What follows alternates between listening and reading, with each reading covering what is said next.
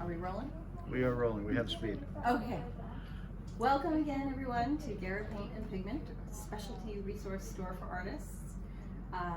We were established in 1986, as I mentioned, outside by Arthur Guerra. And then myself, Sarah Mori, and my husband, Jody Bretnall, became his partners about 20 years ago. And sadly, Art passed away in May, so we are here to continue the mission of bringing the highest quality paint components to artists and designers for the most affordable price. We love to teach and show people about the paint component system, what it is, and that's what we're about to do. I'm going to start with this color wall here, which is the complete chart of our pigment dispersions. The pigment dispersion is the basis of the paint component system. So we've got the pigment dispersion, and then we've got the binder. And basically the idea is you mix the dispersion with the binder, and that makes paint. Does anybody know what a pigment dispersion is? Okay, so pigment dispersion is made from dry pigment. This is how all pigments come, in a dry form. And it's ground in a ball mill, a ceramic ball mill. We have a warehouse in Brooklyn. And this is what my husband does all the time now, is he makes the dispersions from dry pigments, which go into this huge mill it's a ceramic lined mill with ceramic media inside that are sort of like big rocks things. And then that spins around and separates the pigment particles from each other, because pigments naturally come in what are called agglomerates. So they're all like magnetically charged and stuck together. And all pigments come this way. Some look finer, some are smaller, some are bigger agglomerates, but they all have agglomerates, and they all need to be ground in order to really show what a pigment can do. And I'll get into that a little bit more later. So the pigment dispersion is just a liquid pigment concentrate. And when the pigments are ground, they become, all those little particles separate from each other. They become much more efficient. They become much stronger. So that's why this is now a concentrate. So you can use a lot less of this than the dry powder. And this is the wall chart of all of our dispersions. We have more single pigment concentrates offered in the widest variety of colors of anyone in the world. And we have a lot of rare and extinct pigments up here as well. And I'll talk about that, which you can't get anywhere else, which I'll also talk about further later. But before I do too much talking, I want to start with just a visual. But first I'll just show you how each one of these boxes is treated. These are, we'll do this one, Thaler turquoise. So we take the dispersion, we mix it into the base, we paint a stroke, and then that top line tells you how transparent or opaque the color is. All phthalos are transparent by nature. Then this is thickened up, or you've got undertone versus mass tone. Then you've got white added, about 10% white, about 20% white, and then there's a metallic added. We have a metallic concentrate called Super Shine Silver. And the prices are all here, and then the all pigments make between, we say, 8 and 16 times their volume. Phthalos are on the high end, and something like an earth color is on the low end, because all pigments have properties by nature, and one of those properties is tinting strength. So some pigments are just stronger than others, and phthalos are some of the absolute strongest. So before I go any further, I'm just going to give you a visual. Oh, you know what? I need a mixing cup. Okay, and we'll look at that. Yeah, so she'll grab the mixing cup. I can't use this because this is my water cup. Thank you. That's not confusing. Yeah, right? Because that's what I should be drinking out of. Okay. So you start with your binder. This is how you make basic paint. You start with your binder to determine your paint volume. So I'm going to put about a quarter cup in there. Then your pigment concentrate, this will dry back to a powder. There is no binder in this already, so it needs to be added to some kind of binder, i.e. medium. So you could use some medium from some other company if you want, doesn't matter, to make paint. And because we like to keep these pure, we don't put any additives or fillers in these, the pigment contents will settle a little bit. Certain pigments are heavier, have metal in them, like this one, nickel titanate. So they want to sink more. Other pigments, which tend to be very fine, are lighter and they don't sink as much, but we just encourage everyone to like give it a tap, shake it really well, open the top, give it a little squirt. And because these are concentrate, you don't need to use a whole bunch. So you kind of go by eye, keeping in mind that acrylics are white when they're wet, but they dry clear, so that's going to dry a little bit darker. So I know that I'm at full saturation. You want to get to the place of the color that you see here. So I'm already there. Now the nicest thing about this system is that you get to add the color yourself, because people always say, well, so what's the difference between your paint and other paint? Well, these are paint components. This is not paint yet. We're giving you the parts, the components, so that you can mix it together and make your own paint. And the idea is, and the truth is, when you add the color yourself, you have ultimate control over the saturation, the chroma, the intensity, the brilliance of the paint. So that is really the awesome thing about this. So you can see how rich that is. And then, I'll show you one more thing now, and then we'll get back to more stuff later. So this is a thickener. Number one is called. These are from our sample table, so they're nice and used. This is a rheology modifier that works with the ammonia in the acrylic. So it has a pH reaction. I'm just going to add a little dose. It's like a 1%er.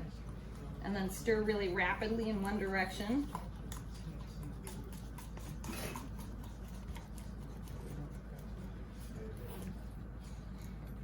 And then you have super thick paint.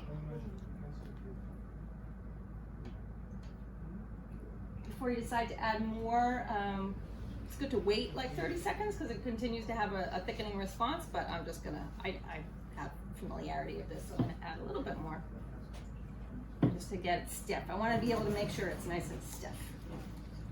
And we use only industrial strength high resin binders, which means you can do a lot with it. You can water it way down up to 8 times and have like a watercolor type of effect, or you can thicken it way up like this, or you can throw a bunch of texture into it, like this is one of Art Guerra's paintings here. And you don't see the acrylic, you just see the texture, because this stuff is so strong, you don't have to use a lot of it. So that is just the beginning to give you a visual, and then I want to talk a little bit more about pigments. So, does anyone know where pigments come from? Have an idea? Maybe like bugs. What's that? Bugs. Bugs? There is Like one from pigment bugs. that comes from a bug, the cochineal bug. Are they minerals? Come from rocks? What's that? Minerals? Rocks. There are such a thing as mineral pigments that do come from some rocks, like lapis lazuli. Back in the day, before they had what are now called organic pigments, and organic doesn't mean brown rice, as Art would always say. Organic means organic chemistry. So most pigments are manufactured in laboratories now by very large companies. And can you guess who pigments are mostly made for? Food producing companies? Which ones? Food manufacturers? For cars are, couldn't hear with the mask, but automobiles is one of the biggest. Then plastics, toys, anywhere you see color, you know, it's a big marketplace. So pigments are not made for artists. We get whatever's left over. And so when I say extinct pigments, we have extinct pigments, people always say, what does that mean? Well, it means the big companies deleted the pigment. And so that has happened more and more and more over time, because there used to be more specialization out there, and as the bigger companies have swallowed all the smaller companies, sadly a lot of colors have died. So one of the things that we do is we try to snap up these colors when we know that they're going to be phased out or deleted. So we have a wide selection of extinct colors. One of the biggest ones that became very popular in the artist market is called quinacridone gold. We have the original quinacridone gold from A.I. DuPont. That is a very beautiful, transparent color, and actually here is a sample of it painted out. You can see it's very different on either side. And that is a very good illustration of what happens when you grind a pigment and why it's so important and how it changes the color. So this is the pigment in its dry form, just sort of mixed with a muller. Has anybody seen a muller? Glass muller. That's a way that people make paint by hand, like in their own studio. You would have a glass muller and a glass palette and just sort of go around circles with the pigment. Oh yeah, thank you. There's a mini version of a glass muller. So it's like this, and you go like this. And actually Noelle did a beautiful video on making watercolor on the quinacridone gold, actually, on our YouTube channel. And it looks wonderful. So you can see what's happening here. Actually, if you look at this real close, you can see all the tiny little pigment particles, and those are the agglomerates I was talking about. All the pigment particles are magnetically stuck together, and they need to be pushed apart. And the best way to do this is with the mills we have, the ceramic ball mills, which is the old-fashioned way of doing it, by the way. Now in industry, they use high-speed mixers, which are like a blade that spins around really fast, but it doesn't bring the pigment to what's called a Hegman 8, which is the finest possible grind, and that's what gives you the most brilliant color. And the people that care the most about that are artists, of course. So we, adhere to those principles and use that old technology. So you want to pass this around? Check it out. You can see the difference. So the pigment, the grinding process separates those particles. It brings out the transparency of the color, if it's meant to be transparent. Quinacridone happens to be one of the pigment classes that is very transparent. I'm about to talk about pigment classes. How much time do you have? How much time do you want to talk? I don't know, I'm just talking, but this could go on. I know there's a lot of information. Yes, yeah, and please shoot up hands whenever you have questions. Yes. How do you go about getting color that's about to go extinct? They call us usually. Who calls you? The companies that are getting rid of the pigment. They say, you want this? A good example of that is this benzimidazole R5R. This was made, initially made for Porsche, but then they decided, we don't quite like that. So they had all of these drums, and they called us and said, do you want this? And we were like, yeah, that sounds good. This is a beautiful, very violet blue. To my knowledge, we're the only ones that have it. And benzimidazole is a fantastic pigment class that has the top Lightfastness. So I guess I'll jump into this. All pigments have properties that I was talking about, which are tinting strength, Lightfastness, weatherfastness. Am I missing one, Noelle? Alkali resistance. Alkali resistance. Yeah. So this particular color is super beautiful, very violet, and funnily enough, when it got shipped to us, because we got it sight unseen, it was in all these little big chunks that looked kind of brown, and my husband and Art were like, oh my God, we got screwed. What is this? It looks like caddy litter. But it was the way that they had the pigment treated in such a way that this was how they made it so that you could then mix it. So you have to wet it out, and all of a sudden it became this beautiful color. But that's how it was odd. But turned out we didn't get screwed. Yes. Is it sustainable though? What? Like you got those pigments a while back, and how do you Pigments go last about- forever. Really? Oh yes, yeah. Pigment like this, forever. Not going anywhere. And that's another topic. I see. I had this whole outline to follow, and now I'm just jumping around, which I knew I was going to do, but that's just the way it's going to go.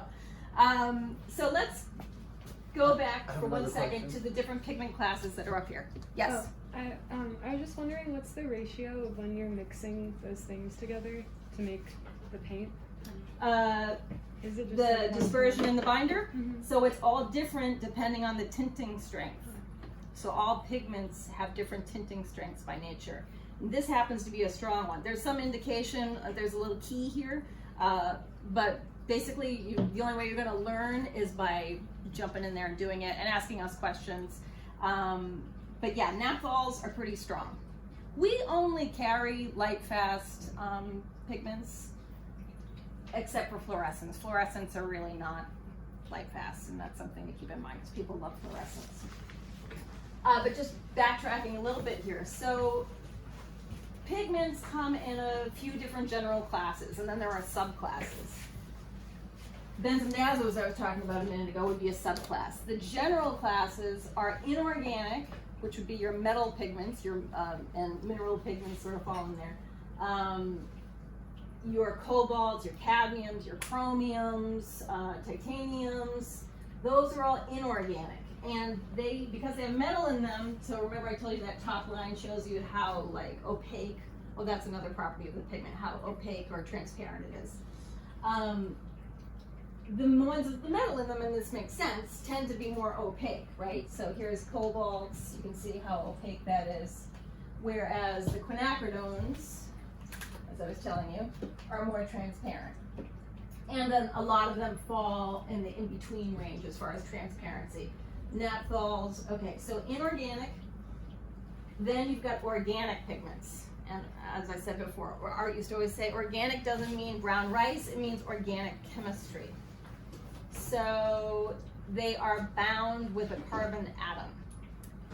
And then sometimes, and here's a little visual of the molecular structure of a quinacridone. So all organic pigments have this interesting molecular structure, and they form these little patterns. And actually, physically, pigments look like little crystals. And this brings me to this little drawing I did. So a pigment, here's my little pigment. It's like a little crystal structure. The way that it works is, well, color is light, right? We know that? Okay. And one of the reasons why there's so many reds up there is because red is the longest wave. It goes like this. There's so few blues because that's the shortest wave. It's like this mellow line like this. And the way we perceive a color, here's our eyeball. The way we perceive a color is the waves that seep into the color go in there, and the one that reflects back is the one we see. So if I'm calling this a blue pigment, then that's the light wave that's bouncing back to my eye. A little piece of science there. I have a question. Yeah. Are opaque or transparent colors considered best for like artists? What do they prefer? Like They prefer both opaque and transparent. Yeah. So that is a matter of preference, and for me especially, I like to use both. Sometimes I want a transparent color, sometimes I want an opaque color. Very often the opaque colors are not very strong in tinting strength though. And that's one of the differences between the inorganic pigments, which are the metal pigments. They tend to be weaker. And the organic pigments, which have the longer, fancier names up here, they tend to have stronger tinting strength and for the most part be more transparent. I mean, you can create a transparency with the inorganic pigments, cobalts and stuff just by using less, but you're not going to have that high chroma saturation because basically you have to sort of water down the color to get it to be transparent.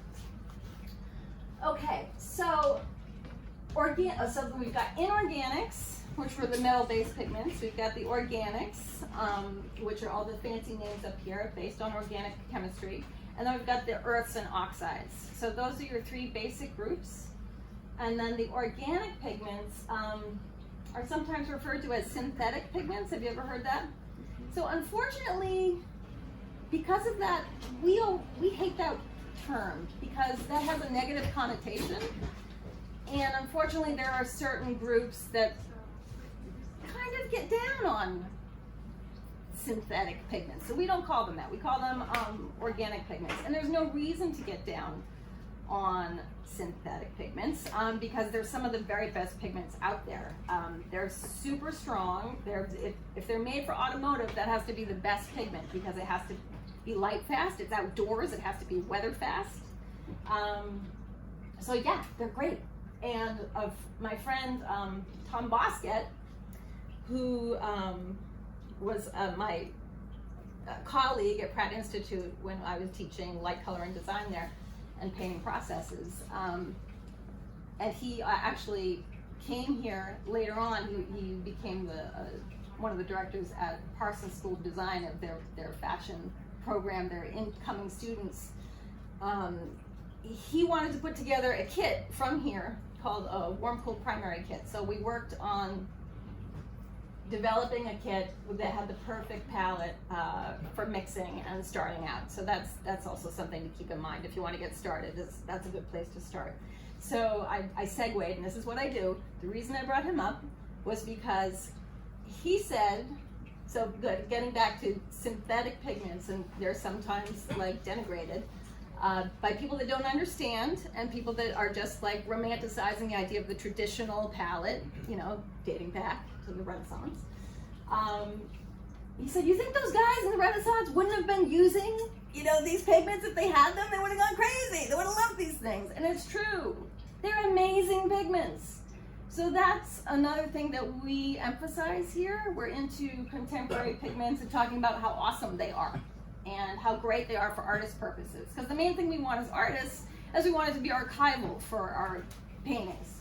And they are, depending on, okay, and this is a big caveat, about a couple of decades ago, unfortunately, the larger companies started outsourcing some of the manufacturing to other countries. I won't name, but a lot of formulas are stolen. A lot of cheap knockoffs flooded the market. So nowadays, you have to be very careful who you buy your pigments from. And we are. We know exactly where to buy our pigments from. Long, time-tested, established companies. So that's what we do. We get only the top-notch pigments. So I had to go on that rant about organic pigments because there's a lot of misinformation out there. Okay. Now, did I cover everything I wanted to cover about? Does anybody have any questions about this chart or pigments so far? Yes. Why do people get down on, I don't know a lot, but why do people get down on synthetic pigments? Because they don't understand.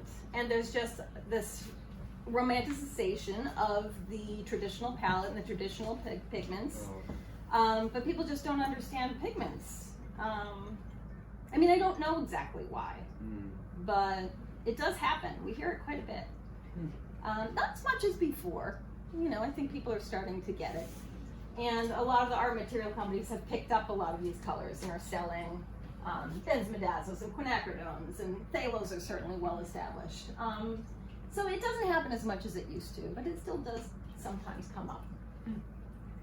Yeah. Do they ever recreate extinct pigments?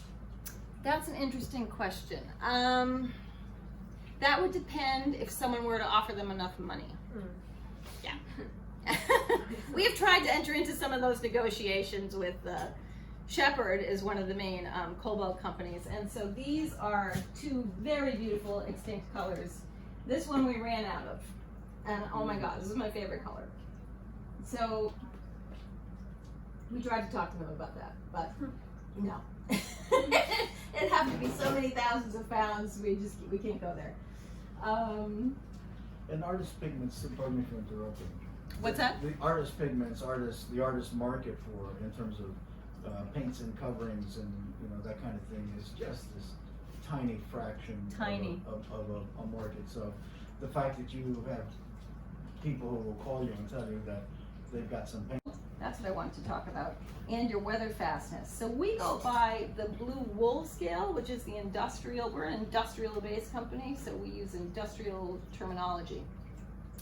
The blue wool scale is our way of talking about the lightfastness, whereas other art material companies usually use something called the ASTM, which is just one number. The blue wool scale gives you a rating across a few categories. So it tells you in the light tone, the medium tone, and the full tone, whether that pigment is gonna be light fast. Because some pigments are more light fast when you add white to them, and some become less light fast when you add white to them. I'm laying a lot of information on you, I know. Anyway, this chart has all that stuff. Okay, I think I'm gonna jump into textures. And I want a cup like this. Noelle, are you back there? Or Aiden? Oh, can you grab me a couple of deli pints? Sure. Thanks. I'm Getting very parched talking. Oh, and I think I mentioned this when the camera is off.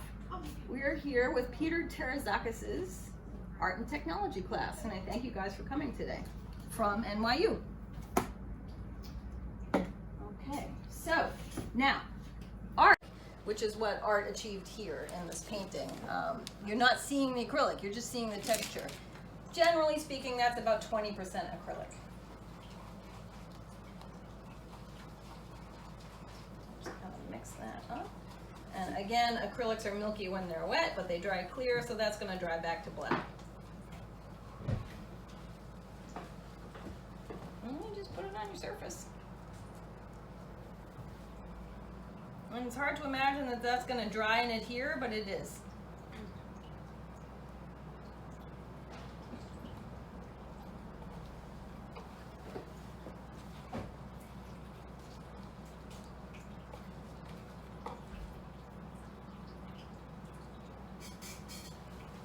Okay. Again, try not to create dust. Gentle. The top of the particle, the bottom of the particle is adhered to the surface, the top is catching the light. Your child is calling. Oh, really? Yeah. Okay, let's pause. Crisis, crisis averted. Crisis averted, exactly. You always get a check, you never know. Okay, so I'm going to do the same texture approach, but this time I'm going to use glass beads. Let's see. Glass beads. I'm going to use, you know, with glass beads, they're so slick. It doesn't really require dispersed water, but what the heck, I'm going to throw a little bit in there. Why not, just to keep my process the same. Teensy bit of water.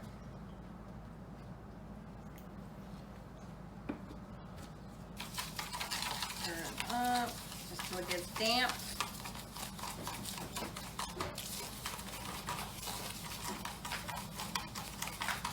Okay, got my wet sand look going on there. Okay, teensy bit of acrylic, about 20%.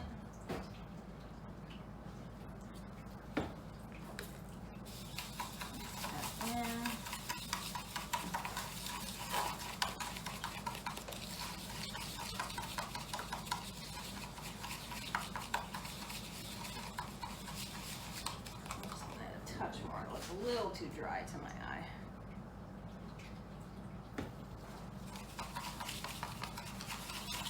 What happens if you put too much acrylic? You're just going to visually see the acrylic. You'll see the glossy, plasticky kind of nature of the acrylic. I'm trying to just get to where I only see beads that are being stuck from below, but you're not seeing, they're not encapsulated totally by the acrylic. So now I've got this nice creamy texture, so I know I'm there. Okay. Now we also sell molded glass beads, which are not the recycled ones. We have a few different sizes of the recycled ones. The molded ones are much more expensive, but they're much bigger. And we have all these sample books. Oh, in fact, I'll just grab a dry sample here so you can see. Here would be an example of the big beads. You can pass that around. Okay, so let's see. I want a different color. Noel, can you grab like a violet or something?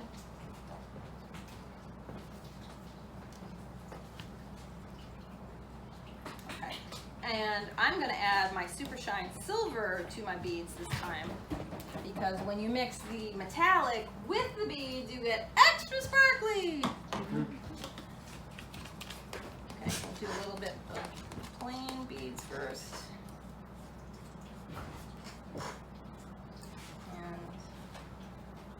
I like using my brush handle as a tool, but you could use anything. Okay, now this one is, Quinacridone Violet 55. This is like my favorite color. I love this color. It's so beautiful. This one is like, it looks like a cobalt violet, which cobalt violets are not stable in water, so we can't sell them in dispersion. So when someone wants a cobalt violet in dispersion, we recommend this one. We add a little white to it. It's just like a cobalt. Okay, this one is also strong, so I don't need to add a lot. See how pretty that color is.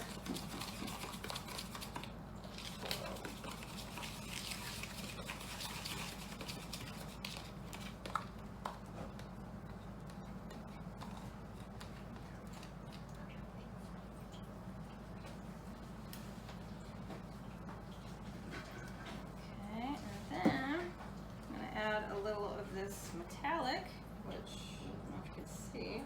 It's very silver. This is an aluminum concentrate. It's all super shine silver. And of course, we're not going to be able to see just how sparkly that is until it really dries, because we're still looking at the whiteness of the acrylic.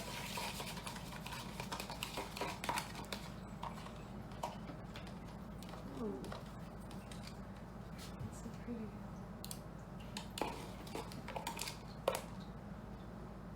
For once I did a pretty good measurement. I am used up my entire container. 3 nice strokes. Okay. Now, what else do I want to show you? I want to show you the percentage ladder. It's right beside you on the right. Oh, on the wall. Wait, no. Yeah. Where? Right there. Next to the red thing of flock. The red thing of flock. Oh, ha ha ha, there it is. Okay. And this is even done by Art Gara. I can tell by how this writing is. Okay, so when you're making your own paint, especially if you're using dry pigment, we recommend you do a percentage ladder.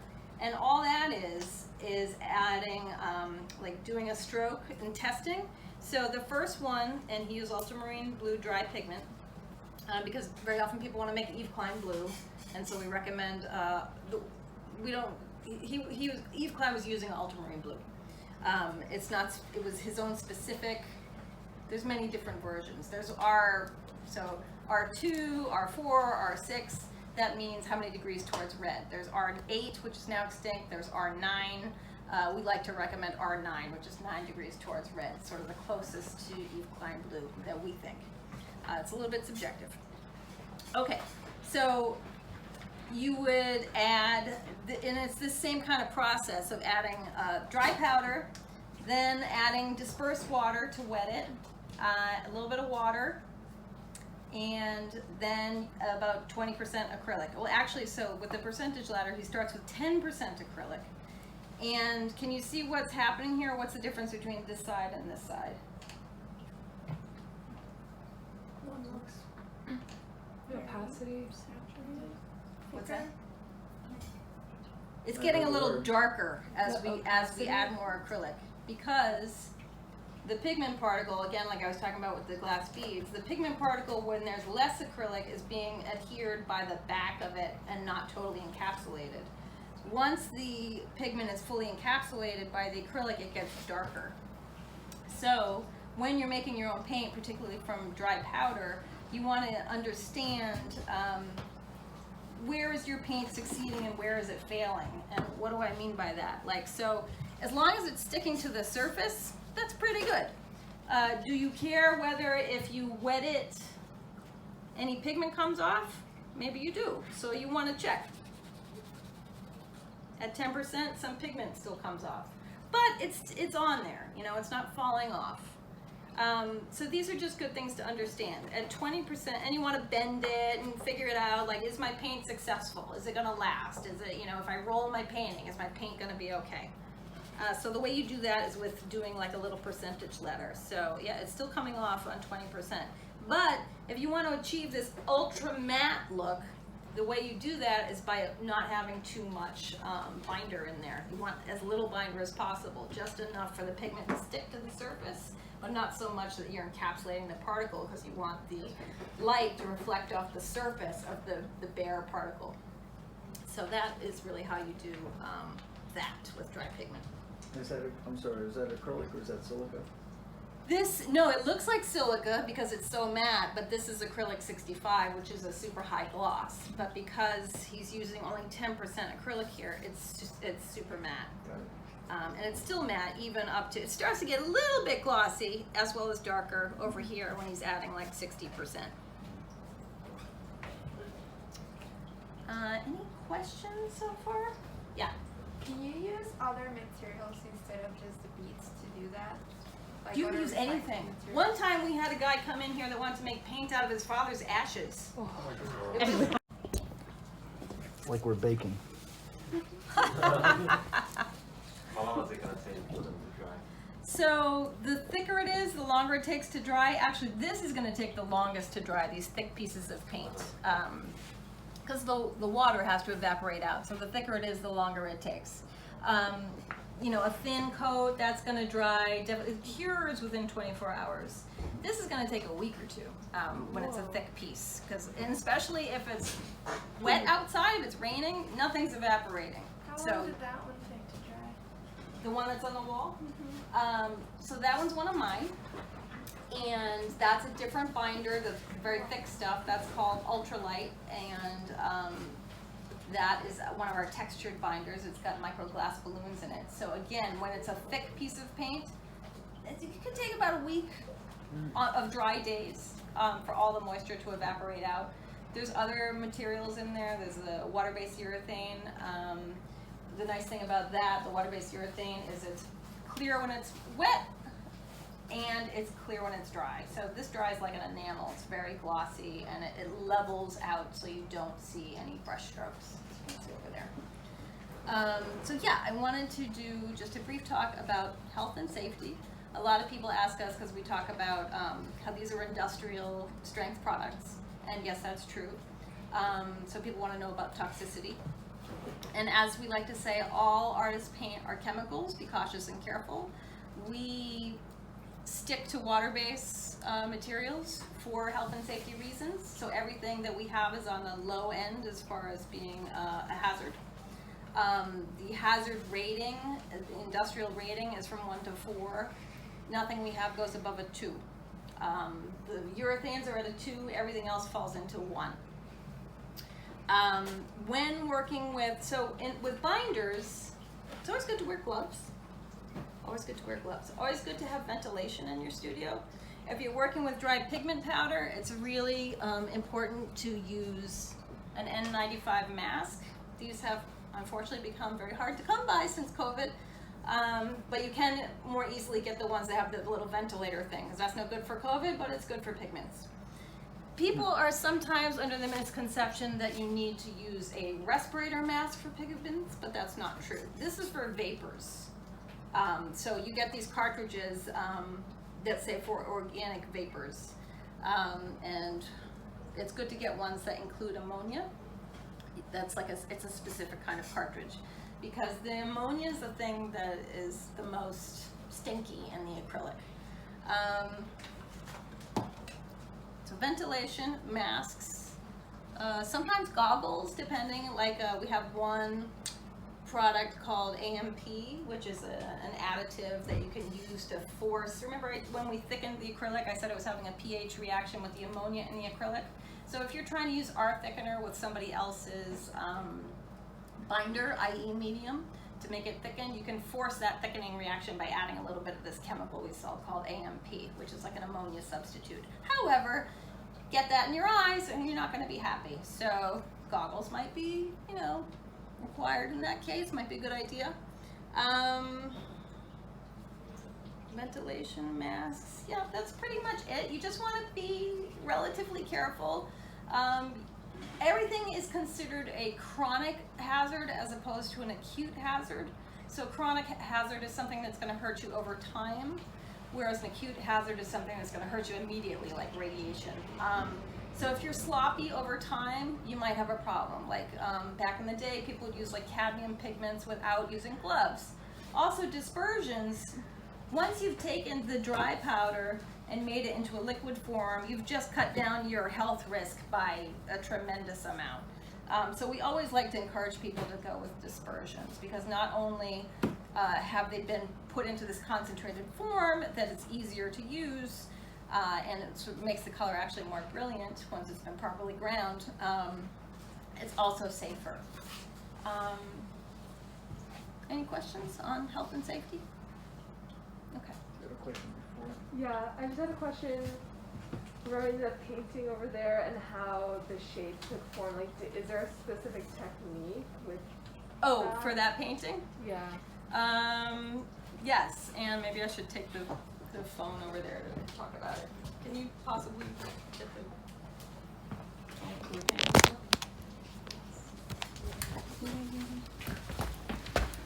Okay, so that painting is made with ultralight, which is one of our textured acrylics. There's also glass beads, there's beach glass. I like to collect beach glass. And I use a pastry bag. So that particular binder, which is called ultralight, feels like frosting, which is what led me to using the pastry bag. So I use different tips to make different shapes, pipe it out, and then it dries eventually. And it dries really flexible. People always think that's ceramic and that it's very fragile, but it's not. It's very flexible. So yeah, I've been talking a lot about the paint component system. I've only shown you the really basics, but you can make paint out of anything. And what we do is just have people come here and say, I'd like to do, my dream is to make this kind of paint. And we walk you through the process of how to do that. And so, as I say, we specialize in the pigment concentrates, which are the dispersions, but then we also have metallics and pearlescents and glitters and all the dry fillers. So basically, sky's the limit. You can do anything you want, and we're here to guide you through that process. Super. Thank you. Thank you Sure. very much. Yeah. Thank you, guys.